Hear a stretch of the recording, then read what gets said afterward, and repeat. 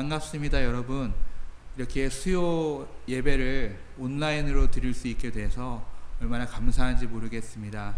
이 시간에 함께 기도하고 예배하는 시간 갖겠습니다. 기도하겠습니다. 하나님 감사합니다. 오늘도 저희들을 불러주시고 또 온라인으로 함께 찬양하며 예배를 시작하게 하시니 감사합니다. 이 예배 가운데 주님께서 기름 부으시고 함께하여 주시옵소서. 예수님의 이름으로 기도드립니다.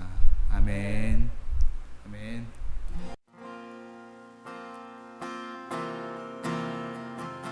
내 손을 주께 높이 듭니다. 내 손을 주께 높이 듭니다. 내 찬양 받으실 주님, 내 마음을 주께 활짝 엽니다. 내 찬양 받으실 주님. 다시 한번 내 손을 주께 높이 듭니다. 내 손을 주께 높이 듭니다.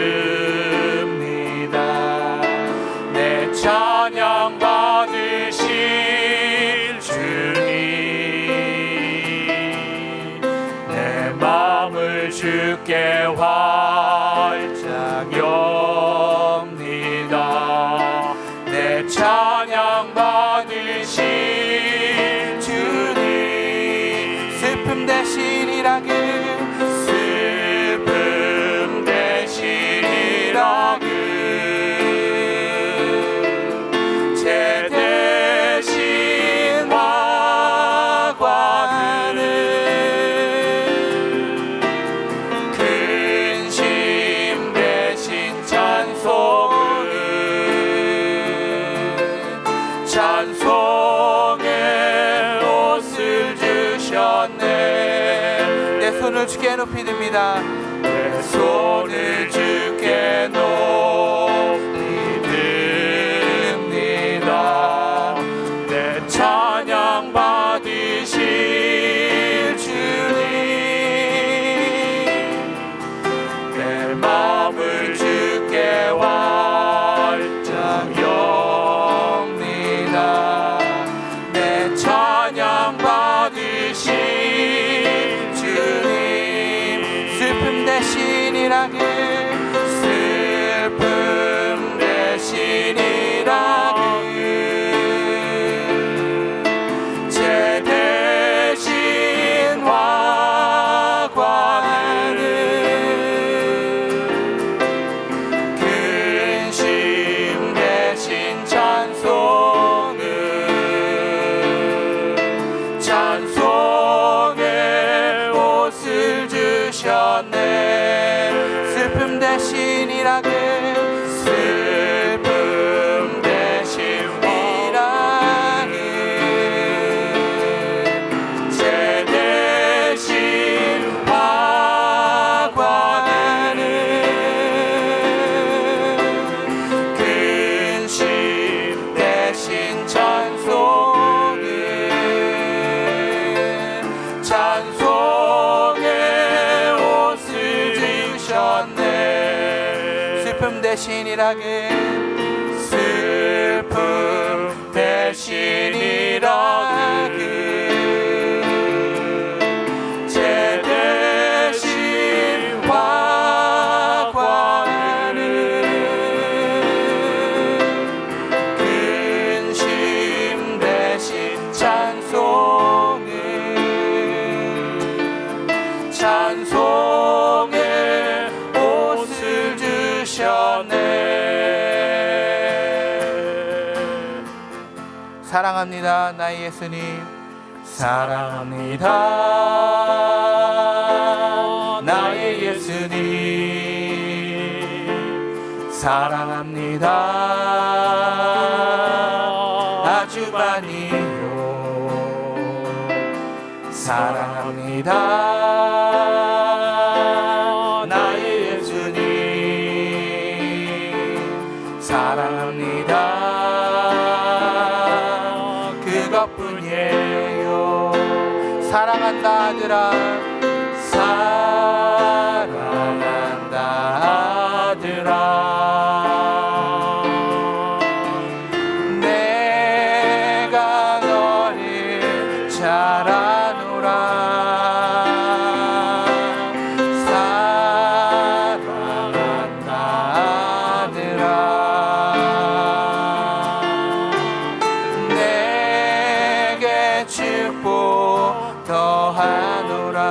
사랑합니다.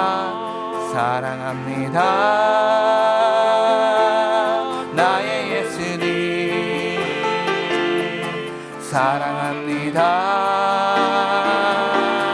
아주 많이요. 사랑합니다. 나의 예수님 사랑합니다. 그것뿐이에요. 사랑한다 내 딸아. 사랑한다 내 딸아. 내가 너를 잘 아노라. 사랑한다 내 딸아.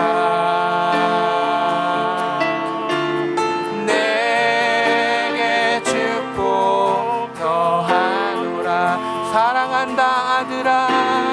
사랑한다 아들아. 내가 너를 잘 아노라. 사랑한다 아들아. 내게 축복 더하노라. 사랑한다 내 딸아. 사랑한다 내 딸아. 내가 너를 잘 아노라. 사랑한다 내 딸아. 내게 축복 더하노라.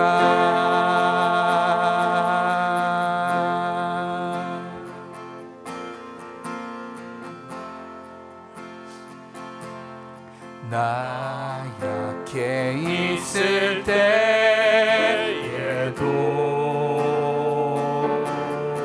주님은 함께 계시고 나 소망 잃을 때에도 주님은 내게 오시네. 나 시험 당할 때에도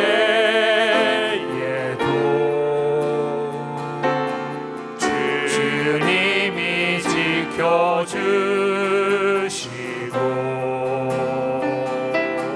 나 실망 당할 때에도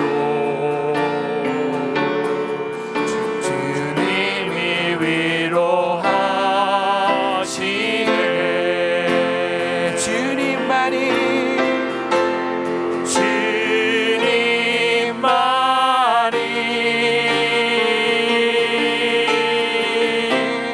내 힘이시며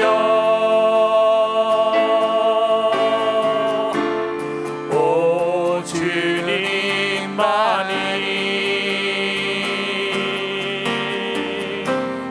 날 도우시네.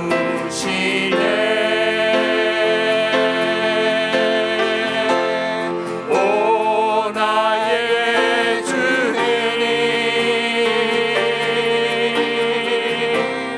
내 아버지여. 오 나의 주님 내 사랑이여. 다시 한번 고백합니다. 나 약해 있을 때에도 나 약해 있을 때에도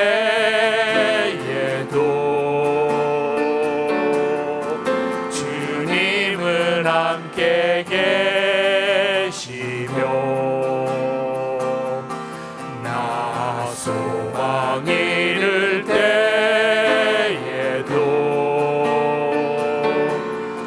주님은 내게 도우시네. 나 시험 당할 때도 나 시험 당할 때에도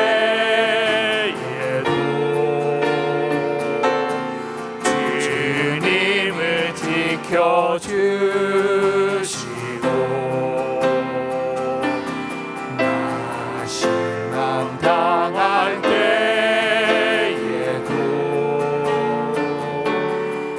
주님이 위로하시네.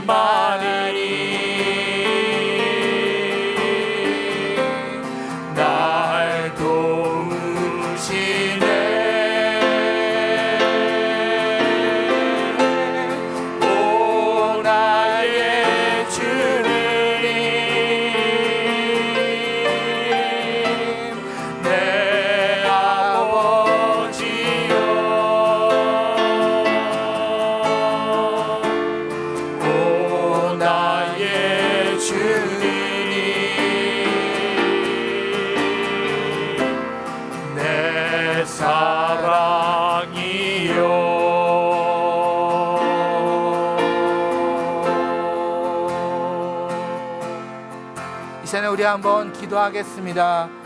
우리가 약해 있을 때라도 주님께서 함께 하시고 우리가 소망이 이를 때라도 주님이 인도해 주십니다. 그 인도해 주시는 주님을 생각하면서 이제 다 같이 한번 통성으로 기도하겠습니다.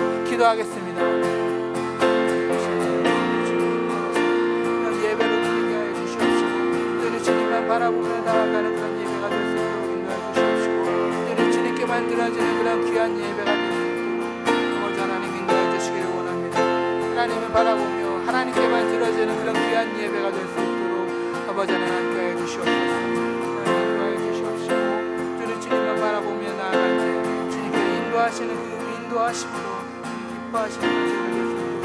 아버지 하나님 이끌어 주시간 드리고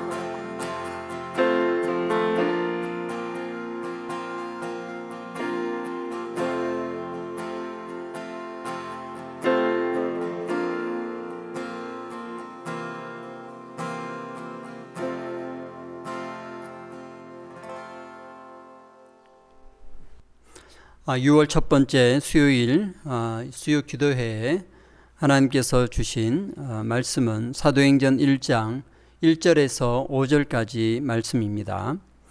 화면에 나오는 말씀을 다 함께 합독하겠습니다. 사도행전 1장 1절에서 5절까지 말씀입니다.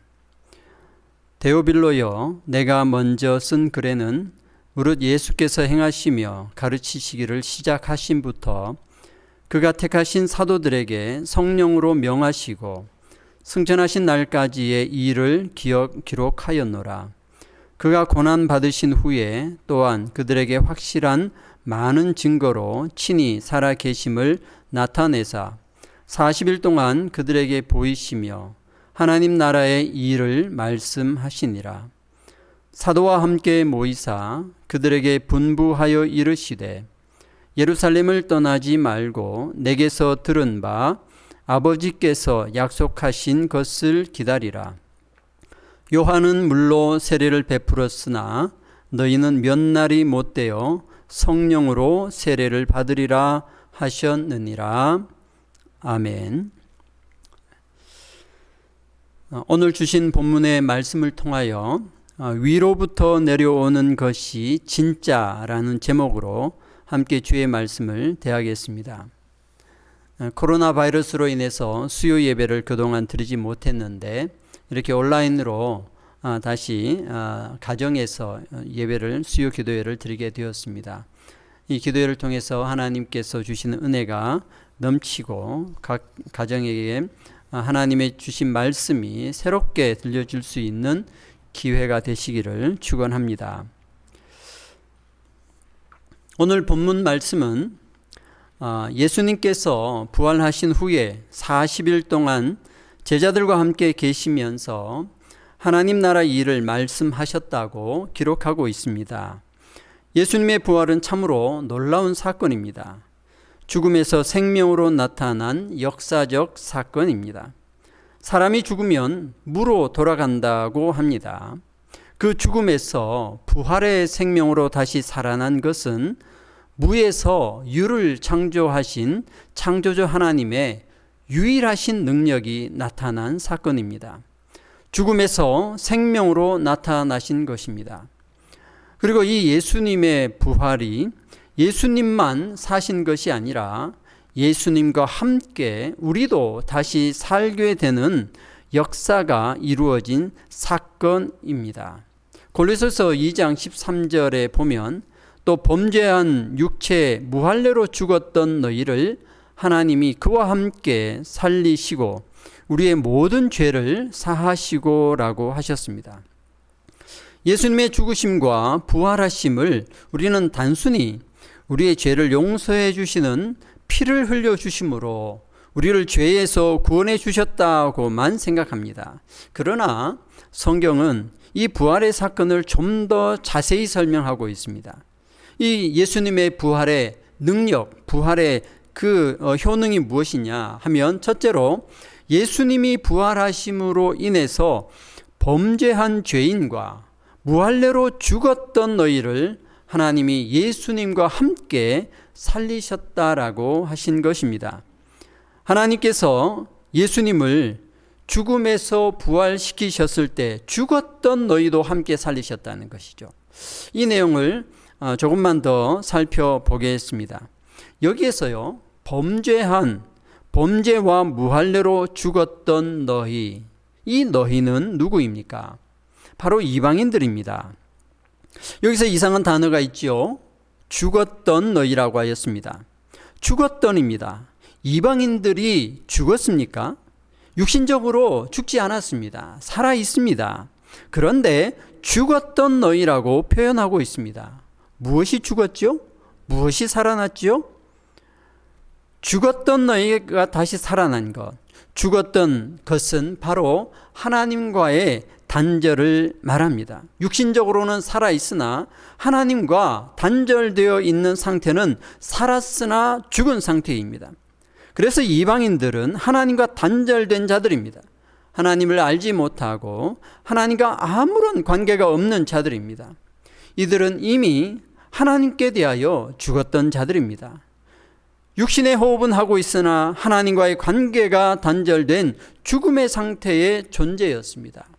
이 존재, 즉 이방인들을 하나님께서는 예수님이 부활하실 때에 그들도 살리셨습니다. 그래서 하나님과 다시 관계를 가질 수 있는 상태로 만드신 것이죠. 창조의 능력으로 살리셨다는 것입니다. 인간은 아담의 죄로 인해서 에덴 동산에서 쫓겨났지요. 이때 쫓겨났을 뿐만 아니라 하나님께서 정령 죽으리라고 하신 하나님 말씀대로 그들이 죽었어요. 그런데 죽었는데 육신은 살아있다. 이것이 바로 살았으나 죽은, 하나님과 다시 관계를 맺을 수 없는 상태가 된 영의 죽음을 말하는 것입니다. 이 죽었던 영을 예수님을 다시 살리시는 이 부활의 날에 창조의 능력으로 이 영들을 살리셨다는 말씀입니다. 그렇기 때문에 예수님의 부활은 단순히 죽음에서 다시 사신 것이 아니라 죄로 죽었던 인류가 하나님과 관계할 수 있도록 그 영을 다시 살리신 역사적인 사건이라는 것입니다. 첫 아담의 범죄함으로 죽었던 인간이 둘째 아담 예수 그리스도의 부활하심으로 인해 다시 살아난 것입니다. 그래서 하나님과 다시 연결되도록 하는 것, 바로 이것이 부활입니다. 우리 기독교는 부활의 종교라고 합니다. 다시 연결되는, 다시 살아난 종교라는 것이죠. 그래서요, 예수 그리스도의 부활을 통하여 시작된 이 종교를 영어로 religion이라고 합니다. 이를 한자로 번역해서 종교라고 하는데요. 사실 종교라고 번역한 것은 올바른 번역이 아닙니다.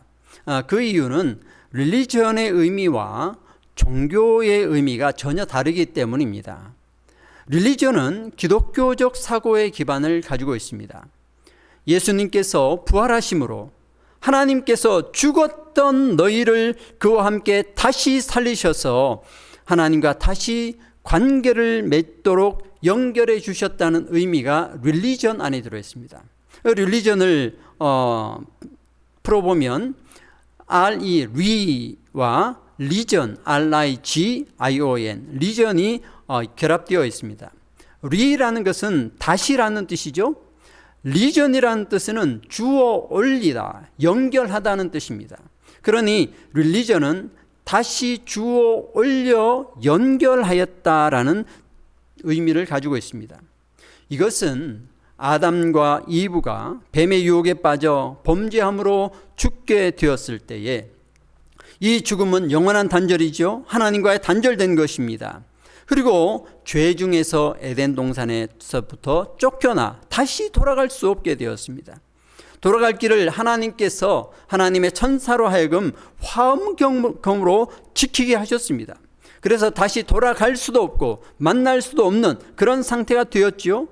이러한 상황에서요, 예수 그리스도의 부활을 통하여 죽었던 자에게 다시 살아나 하나님과 연결되어졌다, 이 의미를 가지고 있는 것입니다. 그래서 릴리전은 창조주이신 하나님과 그 피조물인 인간의 관계가 다시 연결되어졌다는 뜻이며, 그리고 창조주에게로 다시 돌아간다는 의미가 담겨져 있습니다. 예수님의 부활하심을 통하여 죽었던 인간은 다시 하나님과 연결될 수 있는 상태로 살아났습니다. 그런데 이것은 하나님과의 연결이 완성된 것은 아닙니다. 영이신 하나님과 소통할 수 있도록 인간의 영이 살아난 것이죠. 영이 살아난 인간은 그때부터 하나님을 찾고 구하고 두드려 하나님의 뜻을 알게 되고 하나님과 교제하는 관계로 나아가야 합니다. 그래서 부활하신 예수님께서는 오늘 본문 3절 말씀을 통하여 이 40일 동안 제자들과 함께 있으면서 하나님의 나라의 일을 말씀해 주셨습니다. 여기서 하나님의 나라의 일이 무엇인지 바로 언급하지는 않지만 이 사도행전의 저자인 누가는 누가복음과 사도행전을 통하여 하나님 나라의 일을 자세하게 설명하고 있습니다. 그것은 바로 다시 살아난 너희가 어떻게 살아야 할지를 말씀하고 있는 것이죠. 이 하나님의 나라의 일은 인간의 세상에서는 결코 깨우칠 수 없는 하나님의 뜻입니다. 여기에 참된 진리가 있습니다. 이 진리의 말씀을 제자들에게 예수님께서는 40일 동안 집중적으로 가르치셨습니다. 그리고 승천하시기 전에 제자들에게 마지막으로 분부하셨습니다. 무엇이라고 말씀하셨습니까? 4절 말씀에 보면 예루살렘을 떠나지 말고 내게서 들은 바 아버지께서 약속하신 것을 기다리라고 말씀하셨습니다. 예수님께서는 40일 동안 제자들과 함께 지내셨습니다. 자, 이때 제자들의 상황을 한번 생각해 보겠습니다. 이 제자들은 마치 꿈과 같은 시간을 보냈을 것입니다. 죽으셨다가 다시 살아나신 분, 하나님의 아들, 이 하나님의 아들이신 예수님을 직접 만나고 있는 그 시간들입니다. 부활의 몸을 입고 계신 예수님, 하나님의 나라의 일을 말씀하고 계십니다. 이것을 설명하고 있습니다. 이 상황이 꿈인지 생시인지 혼돈될 수 있을 만큼 놀라운 경험을 하고 있는 시간이었을 겁니다. 제자들은 3년 동안 예수님을 따라다니면서 배운 것보다 아마 이 40일 동안 부활하셔서 다시 돌아오신 예수님을 만나서 이 40일 동안 배운 것, 그때 경험한 것, 그것이 너무나 소중하였을 것입니다. 그런데 이 환상적인 하나님 나라의 일을 가르치신 예수님은 제자들에게 이제 흩어져서 세상으로 나아가서 이제 이렇게 살아라 이렇게 말씀하지 않으셨습니다. 오히려 예루살렘을 떠나지 말고 아버지께서 약속하신 것을 기다리라고 하신 겁니다. 보통 인간의 삶을 보면 가장 좋은 가르침을 전수한 후에는 인간의 스승은 뭐라고 말합니까? 하산하라고 합니다. 이제 더 가르칠 것이 없으니 하산해라. 이제 그렇게 살라고 말합니다. 너가 이제 배운 대로, 네가 깨달은 대로 이제 그렇게 살아라. 하산하여 세상 속에서 그렇게 살아라 라고 얘기합니다. 인간의 스승은 이것밖에 가르칠 수 없는 것이죠. 그러나 예수님은 무엇이라고 말씀하셨습니까? 예루살렘을 떠나지 말고 하나님께서 약속하신 이 성령을 기다리라. 그리고 성령의 세례를 받으라. 이 말씀을 하셨습니다. 왜 그러셨을까요? 아직도 제자들이 못 믿어서 그랬을까요? 40일간의 가르침이 부족하여 성령이 오셔서 너희를 더 가르쳐야 할 것이니 남아서 가르침을 더 받으라. 이런 의미였을까요? 그렇지는 않았을 겁니다. 왜냐하면 이 본문 말씀 뒤에 보면 이 제자들이 어떠한 상황이었는지를 짐작할 수가 있습니다. 예수님께서 승천하신 후에 제자들의 모습을 보면 인간적으로 보면 참 괜찮아 보입니다. 오늘날 신앙으로 비교하자면 정말 든든한 교회를 이룰 수 있는, 충성할 수 있는 조건을 갖추고 능력 있게 일할 수 있는 알짜배기 일꾼들이 모여있는 교회처럼 보입니다. 인간적으로 보면요, 이 정도 규모나 이 정도 사람이 있으면 더 이상 바랄 것이 없습니다. 왜 그렇습니까? 먼저 오순절 마가의 다락방에 모인 이 제자들의 숫자를 봅니다. 120명입니다. 교회 개척 멤버로 120명이 있다면 이거 얼마나 든든합니까? 그런데 이 120명이 모두 예수님의 부활과 승천을 목격하고 베드로의 신앙 고백, 주는 그리스도시요 살아계신 하나님의 아들이십니다라는 이 신앙 고백을 한 사람들입니다. 의심 많았던 도마도 예수님을 만나고 예수님을 이렇게 고백합니다. 요한복음 20장 28절에 보면 나의 주님이시요 나의 하나님이시니다 라고 예수님을 고백합니다. 그러니 여기 있는 사람들은 전부 신앙 고백이 아주 투철합니다. 이 120명은 예수님이 구원자 되시고 하나님의 아들이시라는 이 사실을 믿을 뿐만 아니라 이제 예수님께서 하신 말씀대로 살아가겠다는 굳은 의지와 굳은 충성심, 그 헌신이 돋보이는 사람들이었습니다. 40일 동안 부활하신 예수님을 배웠을 뿐 아니라 눈앞에서 승천하신 모습까지 보았습니다. 저분은 정말로 하나님이시야. 저분의 말씀대로 내가 죽도록 충성할 것이야 라는 그 마음이 다 그 속에 있었습니다. 지금 당장이라도 주를 위하여 죽을 수 있는 용기와 충성이 가득한 상태였습니다. 그리고 이 구성원들을 보면요, 매우 좋았습니다. 구성원들도 110명 안에는요, 예수님의 어머니도 계셨고요, 예수님의 형제들도 포함되어 있었습니다. 예수님과 함께 동행했던 11명의 제자들 있었고, 또 예수님의 부활과 승천을 목격한 많은 이 120명으로 구성되어 있습니다. 이 제자들은요, 예수님과 함께 전도하면서 귀신을 쫓아내고 병자를 치유하면서 복음을 전했던 예수님의 제자들이었습니다. 이 정도의 구성원이라면 무엇을 더 바라겠습니까? 마지막으로요, 조직력도 아주 탄탄하게 갖추었습니다. 베드로는 제자 가룟 유다를 대신할 사람을 뽑을 때에 제비를 뽑아서 마띠아를 사도로 세웠습니다. 지도자를 세우는 방법도 이제 정해졌기 때문에 조직력도 문제가 없습니다. 이제 이 12명의 제자의 120명의 구성원들, 제자 한 명당 9명씩 10명이 한 팀이 되어서 이 소그룹 팀 12팀이 조직되어 있습니다. 오늘날 교회로 볼 때 정말 작지만 탄탄한 구조를 가진 신앙의 공동체가 되었습니다. 부족함이 없어 보입니다. 이 정도 되면요, 바로 파송식을 하고 이제 세상으로 가서 전도해라고 할 수 있을 것 같습니다. 이 적어도 이 120명은 단단히 뭉쳐져 있어서 결코 흔들리지 않을 것 같습니다. 그런데 예수님은 이렇게 탄탄한 제자 공동체에게 예루살렘을 떠나지 말고 내게서 들은 바 아버지께서 약속하신 것을 기다리라, 성령으로 세례를 받으라고 말씀하셨습니다. 인간적으로 보면 완벽해 보이는 강력한 조직임에도 불구하고 예수님께서는 인간의 조건이나 인간의 능력이나 경험이나 방법이나 수단으로서는 안 된다는 것을 아셨습니다. 오직 위로부터 내려오신 성령을 받아야만 한다고 말씀하신 것입니다. 오직 위로부터 내려오신 성령님, 천지를 창조하신 하나님의 능력을 받아야만 온전하신 하나님의 뜻을 이룰 수 있다는 것입니다. 예수님의 부활을 통하여 이제 사람들은 어떻게 됐습니까? 영이 살아났다였습니다.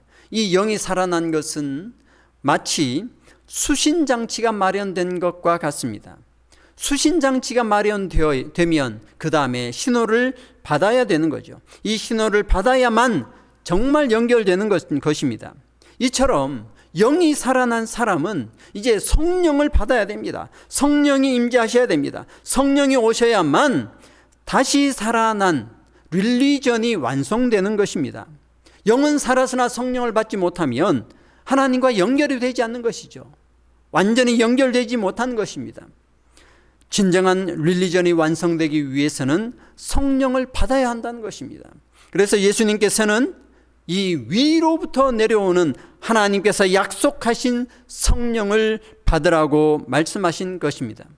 인간적인 지식이나 경험이나 생각으로 인해 하나님의 뜻을 이룰 수 없음을 기억해야 합니다.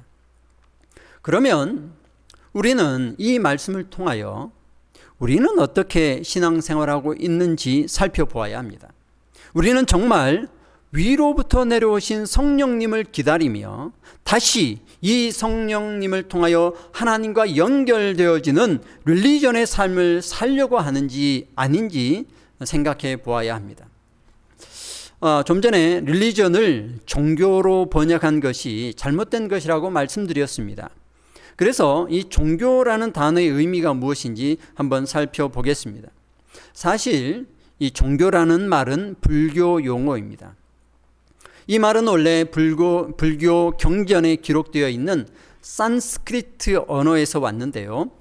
시탄타 데세나라는 말입니다. 이 시탄타 데세나라는 이 말의 의미는 부처가 깨달은 궁극적 진리, 그 궁극적 진리를 시탄타라고 합니다. 데세나라는 것은 이 진리를 인간의 언어 문자로 표현한 것이라는 뜻이죠. 그래서 이것을 원래의 의미로는 불교 경전을 뜻하는 겁니다. 그게 시탄타 데세나이죠. 이 시탄타 데세나가 중국으로 오면서 한자로 번역할 때에 부처가 깨달은 궁극적 진리, 이것을 으뜸되는 진리라는 의미로 으뜸 종자를 썼습니다. 그리고 인간의 언어로, 인간의 문자로 표현한 것은 다른 사람에게 가르치기 위한 것이기 때문에 이것을 가르칠 교로 번역하였습니다. 그래서 종교라고 하였죠. 종교라는 것은 사실 불교의 가르침을 표현한 단어입니다. 다시 말해서 이것은 불교의 경전을 말하는 것입니다. 여기서 우리가 주목해야 되는 것은요, 불교는 인간이 세상에서 스스로 깨달은 궁극적 진리, 시탄타라고 하죠. 이 궁극적 진리를 추구한다는 것입니다. 인간의 삶에서 무엇이 진리인지 찾아서 그것을 추구하는 것을 종교라고 합니다. 여기서 중요한 것은 인간 스스로 깨달은 진리를 추구한다는 거예요. 이러한 사상의 근본은 헬라 철학에서 왔습니다. 예로부터 사람들은 진리를 찾기 위해 노력했습니다. 이 근본적인 노력에서 인간이 무엇인가? 라는 질문을 던집니다. 이 근본적인 질문에 답하기 위해서 이 세상의 이치와 사물들을 관찰하여서 그 속에 인간이 무엇인지에 대한 답을 찾으려고 하였습니다. 이것이 헬라 철학이죠. 헬라 철학의 철학자들 보면 최초의 헬라 철학자가 탈레스입니다. 그는 만물의 근원을 물이라고 하였습니다. 만물의 근원, 인간이 무엇인지, 그 가장 기본적인 것이 무엇인지를 연구하고 또 연구해 보았더니 물이라고 생각한 것입니다. 다른 헬라 철학자들은 공기라고 하였습니다. 그리고 멤페도클레스라는 철학자는 만물의 근원을 4가지 원소로 말합니다. 흙, 물, 불, 공기, 이 4가지를 만물의 뿌리라 이렇게 제시하였습니다. 이것을 플라톤과 아리스토텔레스도 받아들여서 사원소설을 제시하였습니다. 이처럼 세상에 있는 물질을 자세히 연구하고 관찰하여서 그리고 사람들의 삶의 모습을 자세히 들여다보면서 그 속에서 진리를 찾고자 하는 것, 이것이 바로 철학이죠. 여기에는요, 신을 인정하는 유실론자도 있고 신을 인정하지 않는 무신론자도 있어요. 유실론자는 유실론자 나름대로 이 세상에서 발견한 진리를 신의 경지로 올리려고 하는 사람들이고, 무신론자는 뭡니까? 이 세상과 물질을 연구함으로 발견한 것을 통하여 그냥 신은 없이 그냥 물질은 물질이다 라고 얘기하는 것입니다. 그래서 유물론이 생겨난 것이죠. 이러한 노력들은 물질 세계에 대한 연구를 촉진하여서 과학을 발전시켰습니다. 과학은 물질 세계를 자세히 연구하죠. 오늘날 과학에서는 양자 물리학이라고 물질의 구조를요, 현미경으로 확대해서 관찰을 합니다. 쪼개고 더 쪼개고 쪼개지지 않는 것까지 쪼개어서 관찰을 해봤더니 거기에 뭐가 있다고 합니까? 거기에는 아무것도 없더라. 빈 공간뿐이라는 거죠. 빈 공간에 에너지밖에 없다고 하는 겁니다. 여기서 우리가 한 가지 깊은 통찰을 얻게 됩니다. 정말 우리가 깊이 생각해야 할 내용입니다. 이 세상, 땅에 있는 것으로 진리를 찾으려고 할 때에는 결국 빈 공간만 찾게 된다는 것입니다. 결국 이 세상의 것을 관찰하여서는 아무것도 찾을 수 없다는 것입니다. 그래서 헬라 철학에서는요, 무에서 와서 무로 돌아간다는 것을 최고의 진리, 최상의 진리라고 얘기합니다. 그런데 우리의 신앙의 모습에 혹시 이러한 것이 세상 속에서 발견한 어떤 진리를 하나님의 진리와 비교하면서, 아니 하나님의 진리와 같은 것으로 생각하면서 살아가고 있지는 않는가 하는 것을 살펴보아야 합니다. 이 진리를, 세상에서 깨달은 진리를 가르치고 배우고 이 진리를 알므로, 지식을 아는 것으로 머무는 그런 신앙은 없는가 생각해 보아야 합니다. 성경을 읽을 때도요, 그 속에서 깨닫는 것, 깨닫는 지식을 갖게 되는 것으로 만족하지는 않는가. 마치 예수님께서 하신 말씀을 듣고 깨달아서 이제 나도 그렇게 살 수 있겠다 라고 생각하여 스스로 그 생각대로 살아가려고 하는 것은 아닌가. 이런 생각을 해봐야 됩니다.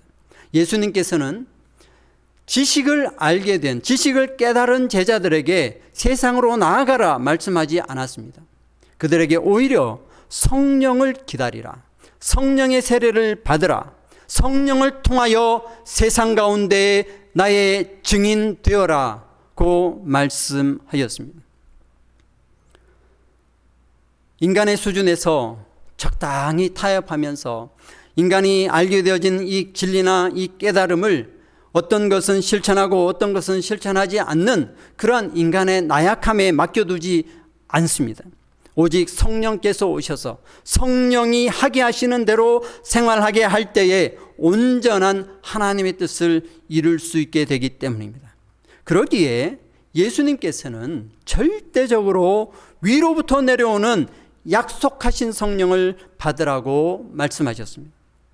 기독교는 인간이 깨달은 것으로 살아가는 종교가 아닙니다. 기독교는 오직 위로부터 내려온 성령께서 주신 능력으로 살아가는 신앙입니다. 성령께서 감동 감화시키시고 성령께서 하나님과 연결시켜 주심으로 인하여 살아가게 하는 것이 바로 기독교입니다. 그래서 기독교를 종교라고 말하는 것은 상당한 거부감이 있습니다. 기독교는 인간 세상을 살펴보고 관찰하여 얻게 된 궁극의 진리를 가르치는 것이 아니라 위에 계신 창조주에게로 돌아가기 위하여 위로부터 내려오신 성령을 받고 성령의 능력으로 살아가는 것입니다. 위로부터 내려오는 것이 진짜입니다. 인간이 깨달은 것으로 되는 것이 아니라 위로부터 내려오는 성령 하나님을 통하여 살게 되어진 것. 그래서 위로부터 내려오는 것이 진짜입니다. 예수님께서 오늘 또 우리에게 바로 위로부터 내려오는 이 성령을 기다리고 성령의 충만함으로 예수 그리스도의 증인되라 말씀하십니다. 기도하겠습니다. 살아계신 하나님 아버지, 참으로 감사합니다. 오늘 이렇게 온라인으로 수요 예배를 함께 드리며 주신 말씀 나누었습니다.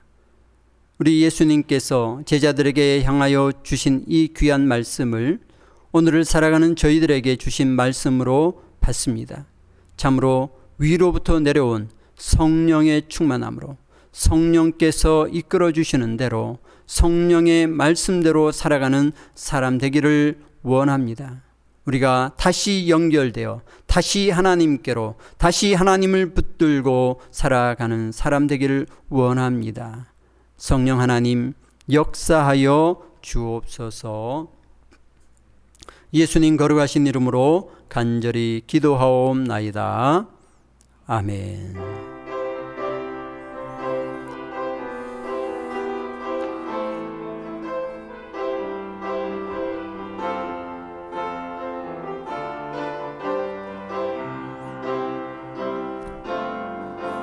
성령이여 임하소서. 메마른 나의 심령 위에 주님의 은혜에 담비 내려 날 흠뻑 적셔 주옵소서. 주의 권세 주의 능력 지금 이 시간 임하셔서 악한 권세 모두 깨뜨리고 주님 나라 임하소서. 영광 할렐루야. 예수의 그 피가 내게 승리 주네 구원이 되시네. 영광 할렐루야. 예수의 그 피가 능력 되네 소망이 되시네. 영광 할렐루야. 예수의 그 피가 내게 승리 주네 구원이 되시네. 영광 할렐루야. 예수의 이름이 능력 되네 소망이 되시네. 코로나19로 인해서 만나는 시간이 없습니다. 그래서 이 온라인 수요 예배를 통하여 우리 교우들의 안부를 좀 알 수 있고 기도 제목을 나누는 그런 시간을 갖도록 하겠습니다. 오늘 이 시간에는 노재민 장로님 가정의 안부를 확인하고 또 우리가 위해서 같이 기도할 수 있었으면 좋겠습니다.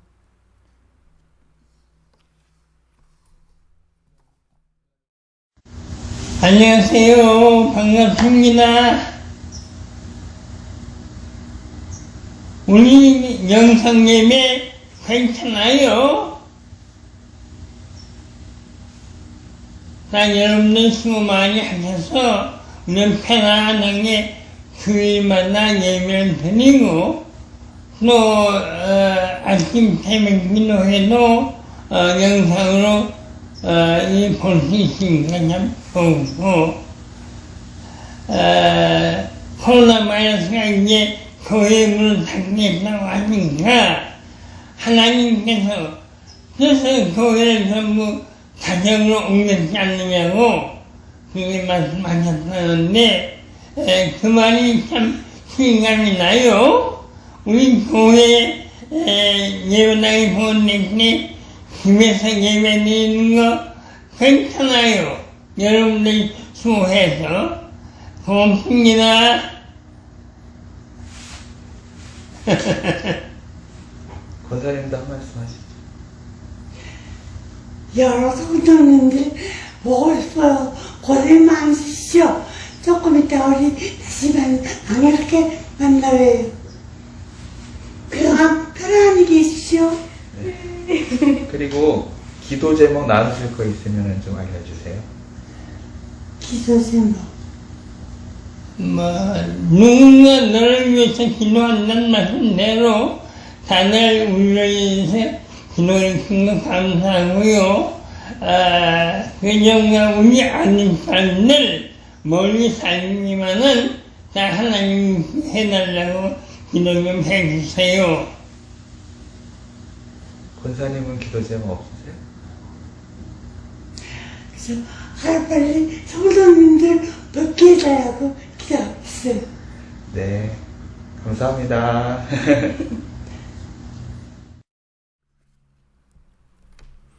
주님 가르치신 기도로 수요 예배를 마치겠습니다. 하늘에 계신 우리 아버지여, 이름이 거룩히 여김을 받으시오며 나라의 임하옵시며 뜻이 하늘에서 이룬 것 같이 땅에서도 이루어지이다. 오늘날 우리에게 일용할 양식을 주옵시고 우리가 우리에게 죄 지은 자를 사하여 준 것 같이 우리의 죄를 사하여 주옵시고 우리를 시험에 들게 하지 마옵시고 다만 악에서 구하옵소서. 대개 나라와 권세와 영광이 아버지께 영원히 있사옵나이다. 아멘.